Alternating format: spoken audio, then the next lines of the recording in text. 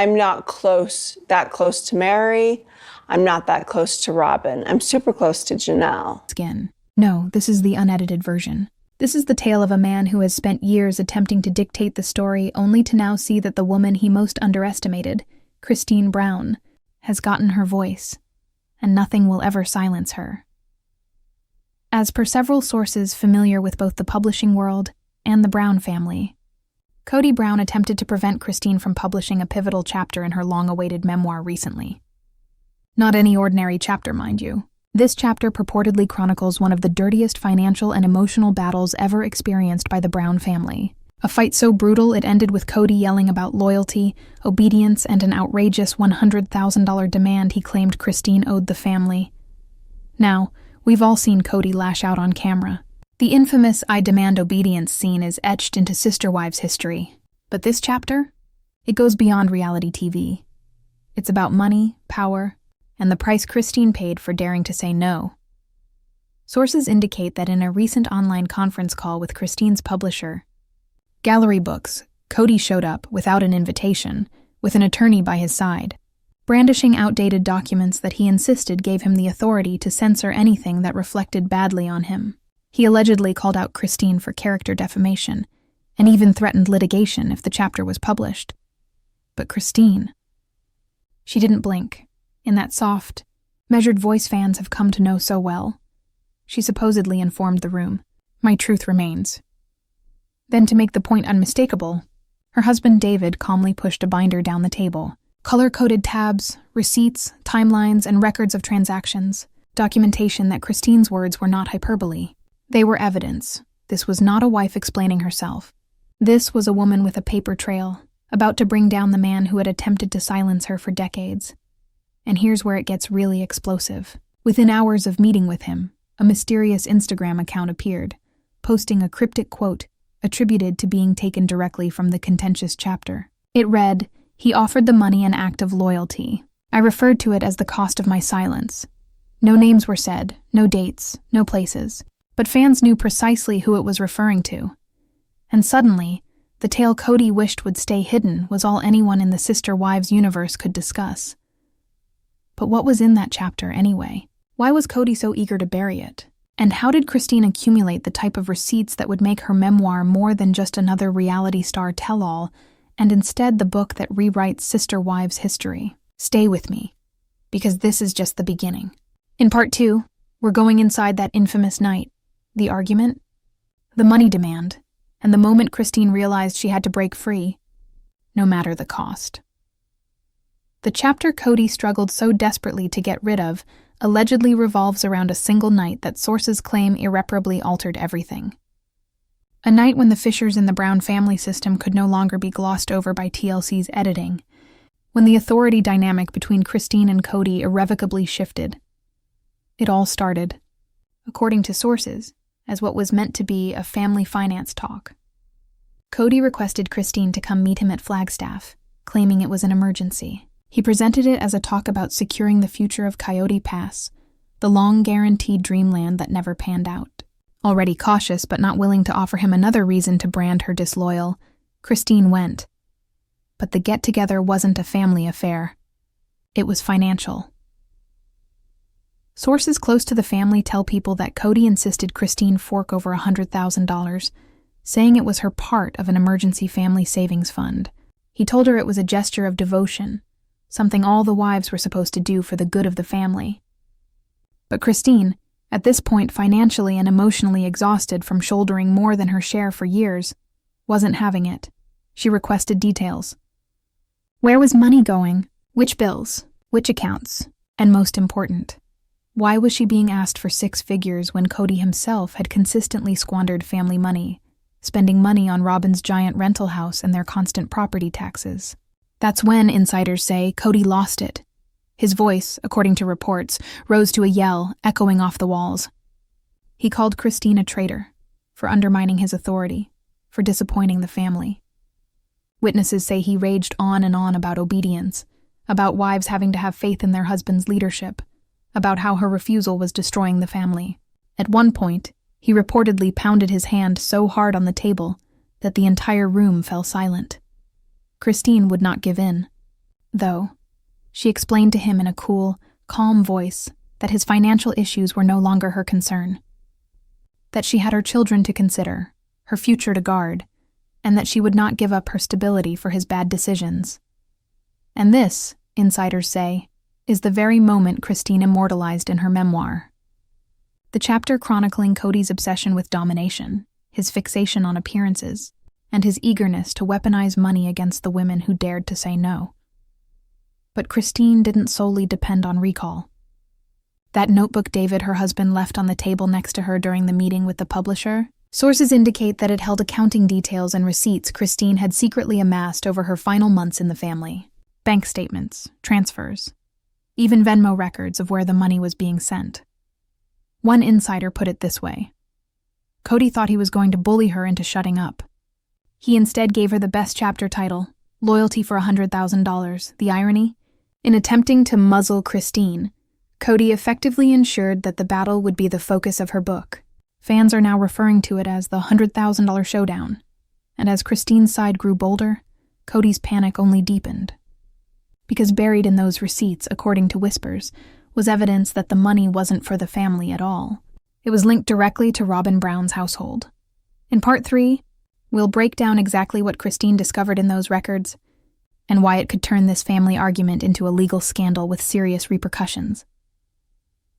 When Christine stood her ground that night against Kody's $100,000 demand, she may not have realized it, but she had set into motion a chain of events that would change the sister wives' narrative forever. What Kody believed would be just another manipulation tactic, a show of power, an emotional guilt trip, was about to collapse under the weight of cold, hard evidence. As insiders reported, Christine had been keeping track for months. She was well aware that Kody's memory had a tendency to change based on the audience. What he said to her in the bedroom did not necessarily hold true when he spoke to the other wives, or to the cameras, or even to his own kids. So she started recording. The binder David positioned beside her at the infamous publishers' meeting? No prop, her insurance policy. In it were pages of detailed notes, screenshots of electronic transfers, and bank statement copies that painted a very different picture from Kody's indignant call for family loyalty. And here's where it gets explosive. The $100,000 that Kody claimed was for family expenses showed up in Christine's accounting as directly linked to Robin Brown's mortgage and personal expenditures. Whispers among insiders claim that Christine found at least one suspicious transaction that had been marked emergency family expense on the ledger. But when she tracked it further, it went directly into Robin's family account. Worse still, the receipts indicated that Christine had not been consulted at all. The money had already left her account before she even knew it was gone. In her draft memoir, Christine is said to recount the gut-punch realization that it dawned on her that Kody was not requesting her contribution. He was insisting that she fill in a hole that he had already dug, a hole that was directly connected to Robin's comfort and security. People who have seen the documents indicate Christine brought special attention to one transaction, a 6-figure withdrawal on the family LLC account that was signed off by Kody alone. That money, she learned, had been used to pay off debts on Robin's extravagant Flagstaff home. Debts which Christine maintains were never intended to be joint family bills.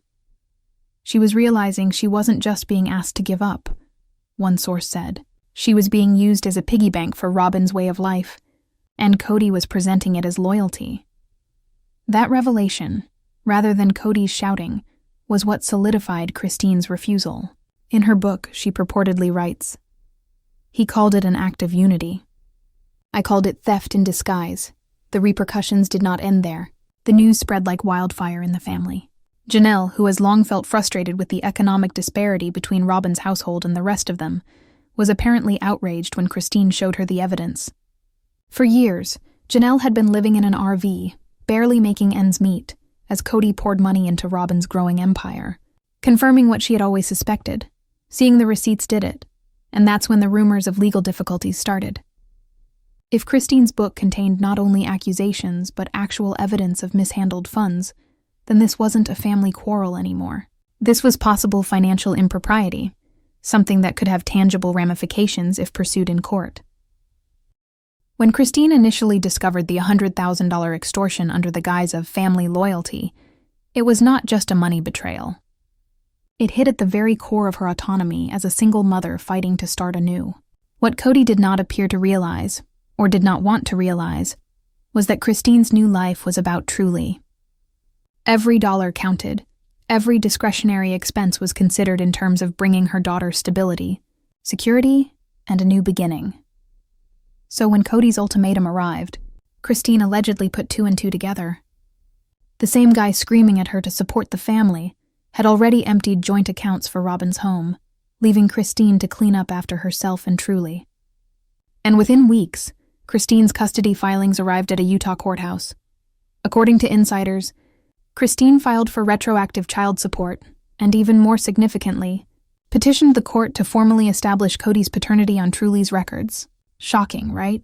Fans had long assumed this was already settled. But court watchers confirm Kody's name had not been properly listed on Truly's birth certificate. For Christine, this wasn't just about paperwork. It was about holding him accountable, legally and financially.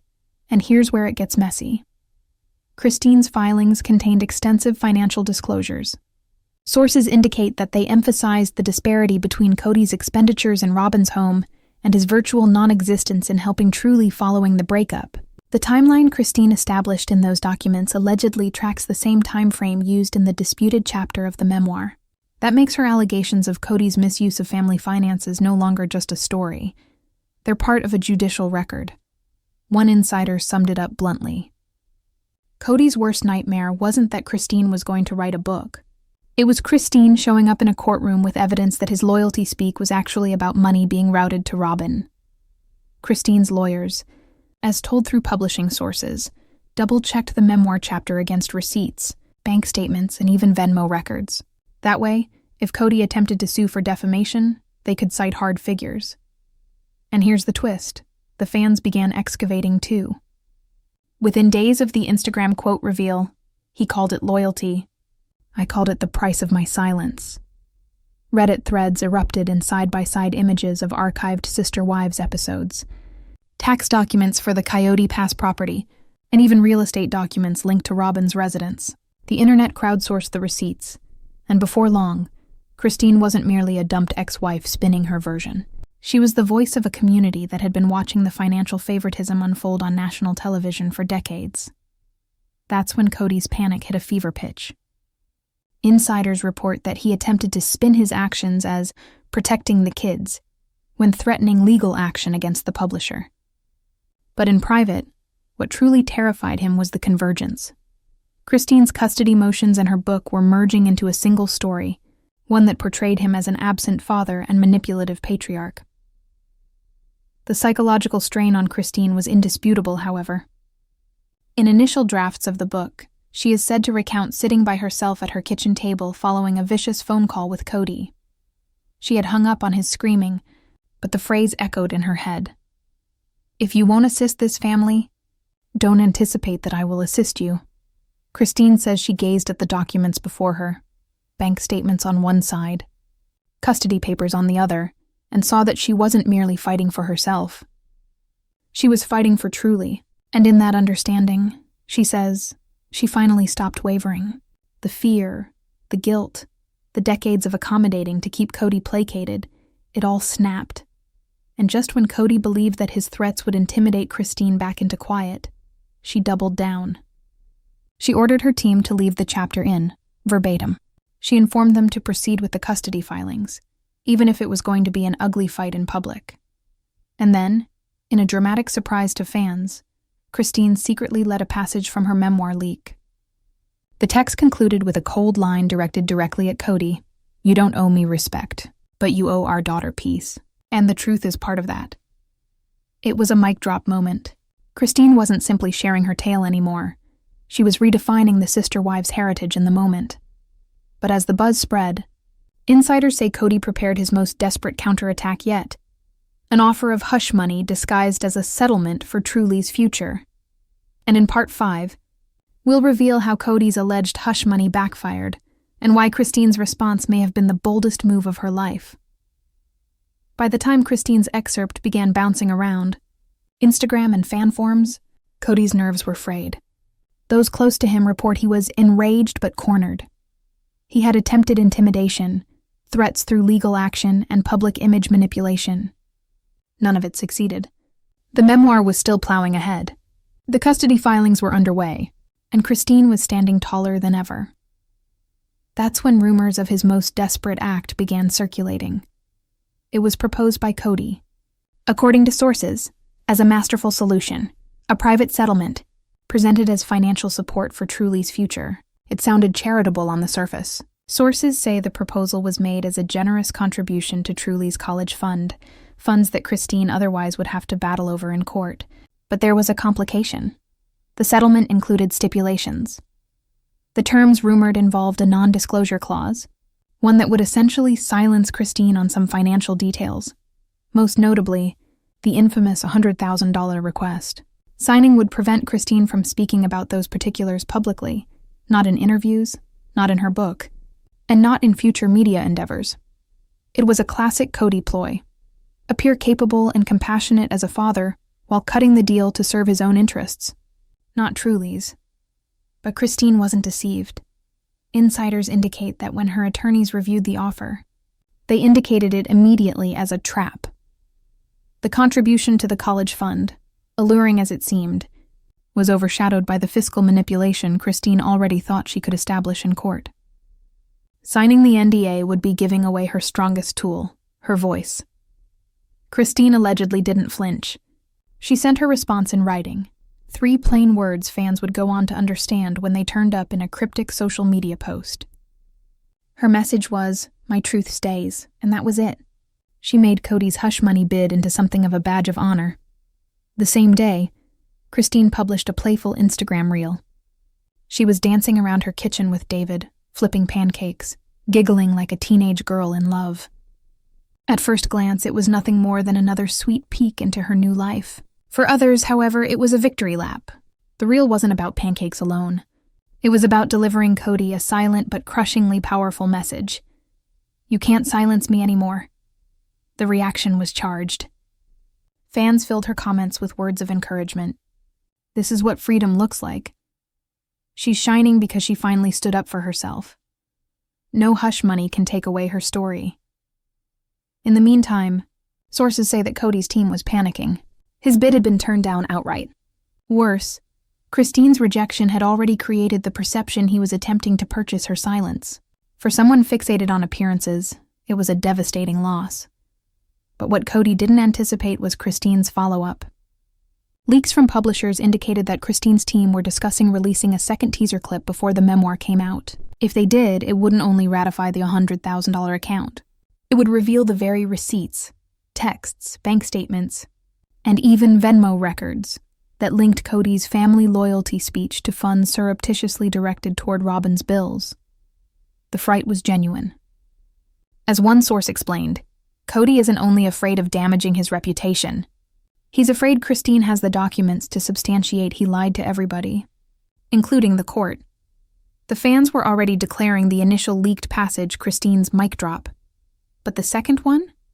That might revolutionize the entire Sister Wives world. And in Part 6, we'll reveal what Christine's rumored second excerpt contained, and why TLC producers are said to be reworking Season 20 around her bombshell. When the initial leak of Christine's memoir went public, it shook up the Sister Wives fanbase. But what happened next made the initial chapter appear to be merely a setup. Publishing industry sources reported that Christine's camp was weighing whether to drop a second sample chapter much more incriminating than the first one. And this time, it wasn't Christine speaking just from her voice. It was tangible proof. The second passage allegedly focuses on an undisclosed $100,000 transfer, the same one Kody had previously waved off as a family expense. Christine's bank receipts, screenshots, and notes, however, had a very different tale to tell. Sources near the manuscript say Christine had written down everything in a binder called Timeline. She had inside screenshots of Venmo requests Kody sent to wives that had been labeled as urgent family. Crisis. Kody's emails bullying Christine into sending funds into the family account without explanation. Bank. Withdrawals directly linked to the Brown Family LLC. Money Christine reports losing access to after she ended the marriage. And most damning of all, a wire transfer marked by Christine as Robin's personal mortgage debt.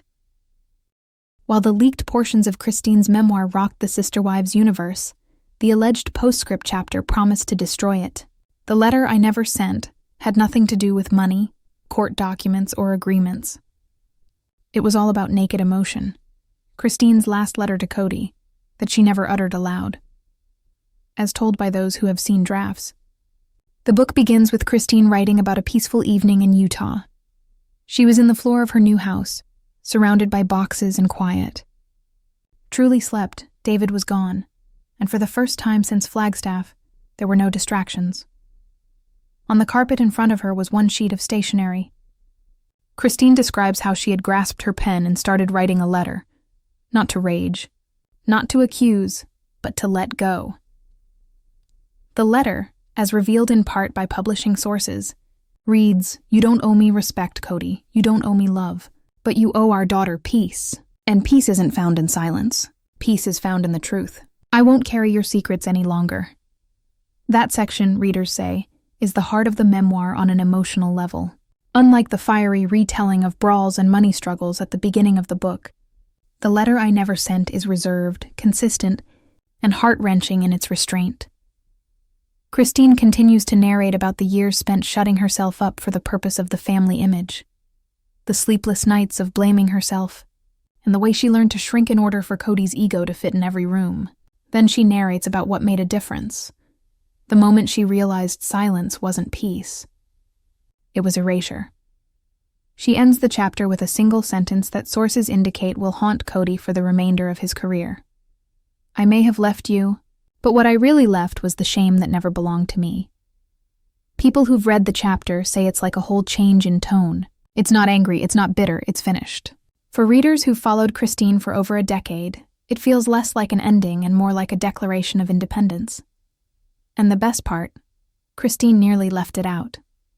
Sources at Gallery Books explain that she penned it months after submitting her last manuscript. It was a spontaneous insertion, a midnight epiphany she felt she had to get out. When she forwarded it to her publisher, she supposedly typed into the email subject line, "This isn't for Kody, it's for me." But to the fans, it's grown beyond that. It's the point Christine's memoir evolved from tell-all to cultural commentary on women retaking their power after years of being silenced. And for Kody, it might be the riskiest thing she's ever written, because you can't sue a letter that's written from the heart. In Part 8, we'll explore how this leaked chapter reshaped TLC's entire strategy for Season 20, and why producers may be preparing for a future without Kody at the center of the Sister Wives franchise.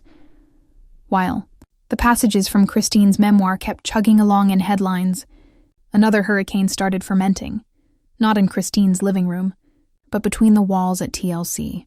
In accordance with several production sources, the network had been caught off guard by how much controversy the leaked pages attracted. They knew Christine's book would cause ripples, sure, but what they did not realize was how quickly her narrative would overtake the official Sister Wives narrative. One source bluntly stated, "Christine's book is Season 20. The rest is background noise by comparison." This instantly sent the production room into chaos. The show was always about Kody, his struggles, his broken relationships, and his perpetual leadership and loyalty monologues. But now, fans weren't watching for Kody anymore. They were watching for Christine's reality.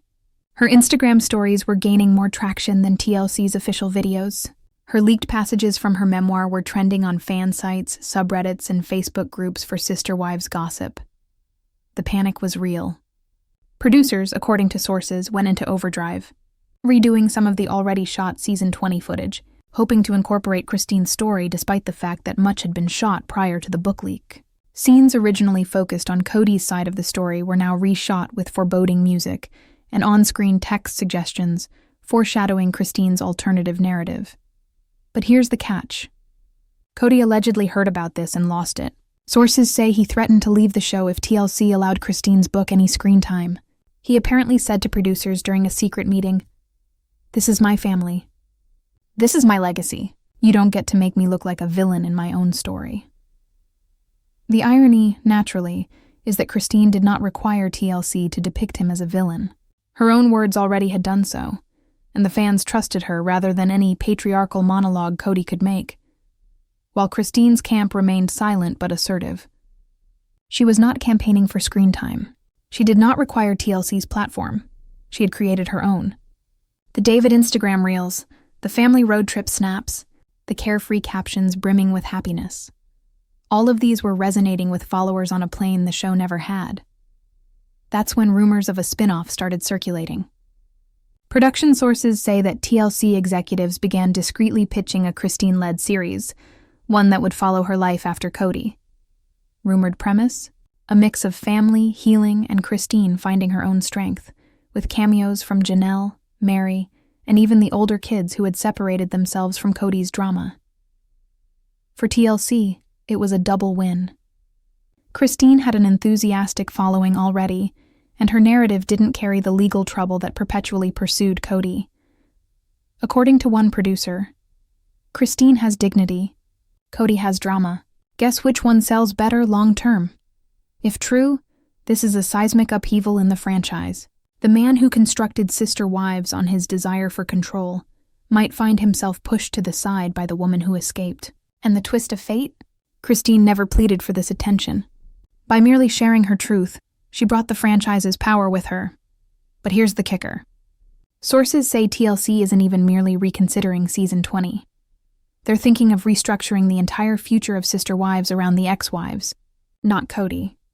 And if Christine's book does as well as early pre-orders indicate, this shift might become a done deal. With Christine's momentum picking up, the cracks in Kody's well-crafted facade began to widen, and this time, they were no longer behind TLC's editing room doors. Insiders are saying that Kody was walking up and down the Flagstaff mansion like a caged animal, cursing at Robin about how Christine was turning the narrative and undermining all he had built. But his intimates conceded that his fear wasn't about the show, or even about his reputation. It was about power. For 4 decades, Kody dictated the narrative. Every fight, every argument, every betrayal was either kept inside the family bubble or refracted through a lens pre-approved by TLC. But Christine's refusal to remain silent shattered that cycle. Her book, and her insistence on retaining that contentious $100,000 chapter, became the single thing he could not control. The lawyers, sources said, warned Kody to be cautious. If he filed another injunction, it would likely serve only to highlight the very same chapter he wished to bury. But his ego spurred him to consider it nonetheless. Behind closed doors, he supposedly seethed that Christine was making money off of lies and poisoning the kids against him. But Christine held one advantage he could never scrub: receipts. Each Venmo payment, each text message, each timed email since their breakup was saved and cataloged in her painstaking timeline. Legal sources guessed that if Kody continued to apply pressure, Christine's camp would release the receipts prematurely, translating what had been a melodramatic memoir into a full-scale fiscal scandal. In the meantime, rumors of a TLC spin-off intensified. Insiders said network executives, witnessing Christine's life hit the fan across social media, had discreetly started working on possible treatments for a show tracking her life after the divorce with David. The pitch was simple but powerful. Christine rebuilding, balancing motherhood, navigating remarriage, and finally stepping into her independence. Fans loved the idea. Online forums were filled with posts cheering, "Give Christine her own show. We're done with Kody's pity parties." Others even joked Kody might be relegated to being a side character within his own franchise, as Christine stole the spotlight in the spin-off that viewers really did want to see. Janelle's discreet Instagram likes and encouraging comments just added fuel to the fire that sisterhood was beginning to form beyond Kody's control. Mary also started making enigmatic comments regarding strength and freedom, fueling rumors that she would go the way of Christine and write her own memoir in the future. Without directly mentioning Kody, both women demonstrated their subtle support for Christine, which amplified his solitude more than ever. Robin, who had been considered his unapproachable supporter, remained quiet. Her stories went silent, appearances public few and far between. To the many viewers, that silence spoke volumes more than any words. Robin had just as much to lose as Kody if Christine's truth continued to spread. And while Kody was working behind the scenes, Christine only increased her transparency. She kept sharing snippets of her life with David, happiness, peace, laughter. Every post was a subtle refutation of Kody's storyline that she was bitter or selfish. Fans started comparing the happiness emanating from Christine's posts with the doom hounding Kody's public outings. The difference was dramatic. One seemed unencumbered, the other ensnared. As the calendar inched towards the publication date of Christine's book, the tension had reached a boiling point. For Kody, it was no longer about this particular chapter. It was about power, reputation, and the sister wives' legacy. For Christine, it was about liberation, honesty, and ending the silence that had kept her imprisoned for 40 years. The stakes were higher than ever before, and people close to the situation claimed that at this stage, the Brown family drama was less reality TV plot twist and more actual war zone. Kody's behind-the-scenes last stands became increasingly frantic. Sources murmured that he summoned an emergency session of his lawyers, where he tossed around suggestions from requesting an injunction to suing Christine for slander. But lawyers allegedly advised him that Christine's manuscript had already been pre-screened line by line, supported with receipts, text logs, and bank statements. Any lawsuit could easily blow up on him, revealing even more evidence than what Christine intended to feature in the book. Nevertheless, Kody was reported to be pacing back and forth, complaining of betrayal, of disobedience, of being cast as the bad guy when he claimed he was simply looking out for his family. Christine, meanwhile, appeared to be radiating calm defiance. As Kody raged and plotted, she kept on posting cheerful reports of her life in Utah with David and her children. Fans paid attention to how happy she seemed, how liberated. All her smiling posts, all her light captions were veiled reminders that she had broken free of the cage Kody had attempted to confine her in. It was no longer just her memoir. It was her living, breathing testimony that there was life after Kody, and that it was good. But just when it looked like Christine had the last laugh, one last shock threw the fan base into a frenzy. Insiders spilled that Kody had offered Christine a confidential deal in private. A one-time payment, reportedly contingent on Truly's college fund, for eliminating or minimizing the incendiary chapter. Hush money. In his mind, it was a reasonable settlement. To Christine, it was yet another bid to shut her up. And in character, she didn't flinch. She is said to have responded with a 3-word statement that captured all she had battled for. My truth stays. Later that day, Christine uploaded an apparently harmless video to Instagram, herself and David dancing in their kitchen, giggling while they flipped pancakes. But to those familiar with the timeline, the message was clear. This was not a light-hearted post. It was a victory lap. Christine was making a statement to the world, without ever speaking, that Kody was no longer in control of her. Meanwhile, TLC producers scrambled. Rumors indicated the network was also planning on doing a Christine-focused spin-off, while others worried Kody would walk away from production altogether. One source was heard stating, the franchise was always about Kody and his wives, but now it's about Christine and her truth. He can't compete with that. Even Janelle and Mary, who had remained silent for so long, started making insinuations of support, leading many to wonder if there were more tell-alls to come. Robyn did not, however, her social media profiles silent, her public outings limited. Fans wondered if she was afraid the memoir would reveal her involvement in money matters that Christine had kept hinting at for years. And then came the pre-order numbers. Insiders close to the publishing house leaked that Christine's memoir was already climbing bestseller lists, before it had even hit shelves. Fans rallied, posting comments like, "We believe you, Christine, and this is the book we've been waiting for." Every sign pointed to one conclusion. The story Kody tried to bury was about to become impossible to ignore. The irony, of course, was bitter. By working so hard to shut her down, Kody had only guaranteed that Christine's voice would ring out all the louder. His efforts to censor, bully, and dominate had blown up in his face, and along the way, he'd given Christine the power he worked for decades to take away. Her book wasn't a memoir. It was an accountability, a public chronicle of the years that she suffered, the sacrifices she made, and the ultimate breaking point that liberated her. As the release date drew near, followers started wondering the big question: what else is on those pages? If the $100,000 ultimatum and Kody's meltdown were merely the appetizer, what explosive reveals awaited? And for perhaps the most haunting for Kody, what receipts was Christine still keeping secret, just waiting to unleash. For Christine, the fight wasn't revenge. It was about closure, about owning her narrative on her terms, and about proving to her daughters, and to every woman watching, that silence is not loyalty. That truth is not betrayal, and that sometimes, the most courageous thing you can do is stand up against censorship. So when Kody attempted to censor Christine, she didn't simply push back. She pushed back hard, and in doing so, she might have remolded the entire Sister Wives legacy forever.